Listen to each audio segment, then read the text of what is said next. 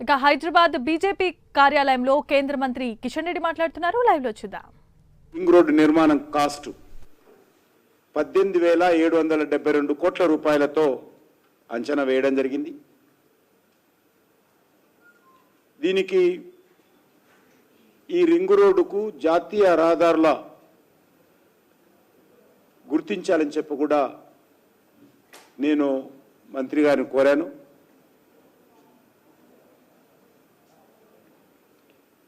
ఇది తొందరగా పూర్తి చేసే విధంగా వారు త్వరలోనే క్యాబినెట్కు రావచ్చు అనేటువంటి విషయం ఈ సందర్భంగా మనవి చేస్తా ఉన్నాను. ఇదే కాకుండా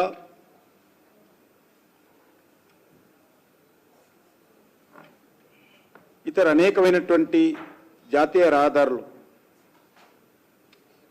అంటే వారు వచ్చే సమయానికి ఈ 10 ఏవైతే ఇంతకుముందు చెప్పానో అవి ఆల్మోస్ట్ 98%, 99% పూర్తయినాయి.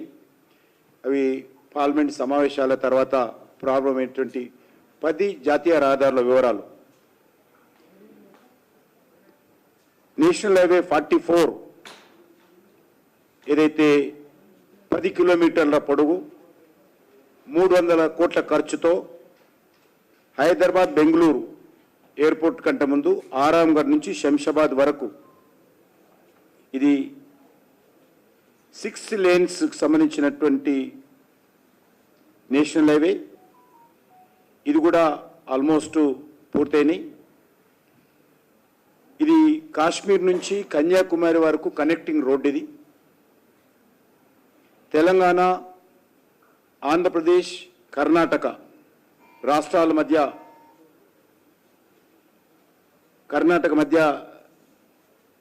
Connecting road. ఇది అదేవిధంగా ఇది ఎలివేటెడ్ కారిడారు, ఎలివేటెడ్ ఫ్లైఓవర్ కూడా.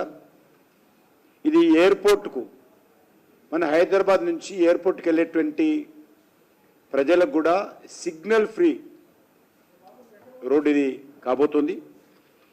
ఇది 300 కోట్ల రూపాయలతోటి 10 కిలోమీటర్ల పొడుగున ఇది పూర్తయింది. దీన్ని పార్లమెంట్ సమావేశాల తర్వాత నితిన్ గడ్కరీ గారు ఈ యొక్క ఫ్లైఓవర్ 10 కిలోమీటర్ల ఫ్లైఓవర్కు ప్రారంభోత్సవం చేస్తారు.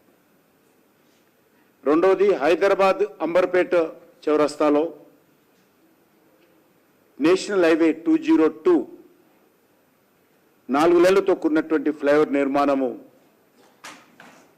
ఆల్మోస్ట్ 90% పూర్తయింది. రాష్ట్ర ప్రభుత్వం ఇంకా 6 ప్రాంతాలలో ల్యాండ్ ఎక్విజిషన్ పూర్తి చేయాల్సి ఉంది. వాళ్ళు ఎంత తొందరగా ల్యాండ్ ఎక్విజిషన్ పూర్తి చేస్తే ఫ్లైఓవర్ కింద వేయాల్సినటువంటి రోడ్డు పూర్తవుతుంది. ఫ్లైఓవర్ మాత్రము కేంద్ర ప్రభుత్వం పూర్తి చేసింది. కింద కూడా కేంద్ర ప్రభుత్వం ఆ యొక్క రోడ్డు పూర్తి చేయాల్సి ఉంది. అది నేను ఇటీవల జిహెచ్ఎంసీ కమిషనర్కు మిగతా అధికారులందరూ కూడా చెప్పడం జరిగింది. తొందరగా ల్యాండ్ ఎక్విజిషన్ పూర్తి చేస్తే కింద కూడా రోడ్డు వేసేస్తాము. ఇది మరి 2 కిలోమీటర్ల పొడుగు, సుమారు 400 కోట్ల రూపాయల ఖర్చు అయింది దీనికి. ఇది కూడా NH 163 తెలంగాణలోని ప్రధాన పట్టాలైనటువంటి యాదాద్రి, భువనగిరి, వరంగల్ అర్బన్, ములుగు, ఛత్తీస్గఢ్ కలిపేటువంటి రోడ్డు ఇది.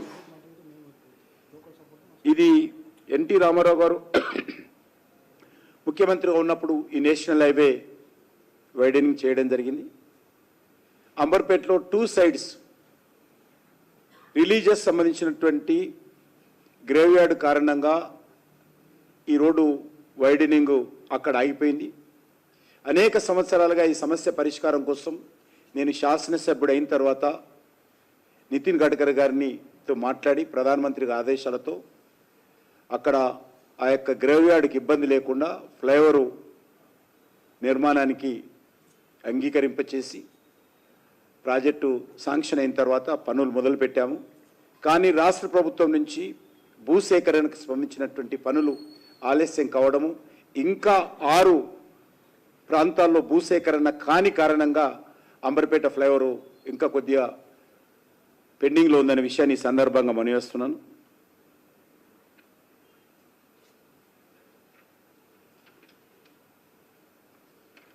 అదేవిధంగా మూడవది NH 167 మహబూబ్నగర్ జడ్చర్ల మధ్యలో 16 కిలోమీటర్ల జాతీయ రహదారి 193 కోట్ల రూపాయల ఖర్చుతో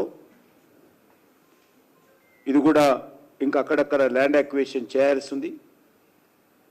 గవర్నమెంట్ ఆఫ్ ఇండియా ఈ రోడ్డు ప్రారంభోత్సవానికి సిద్ధంగా ఉంది.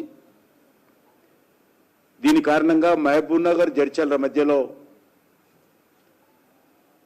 ప్రయాణ సమయం తగ్గుతుంది, ట్రాన్స్పోర్టు వేగవంతంగా వెళ్ళడానికి అవకాశం ఉంటుంది.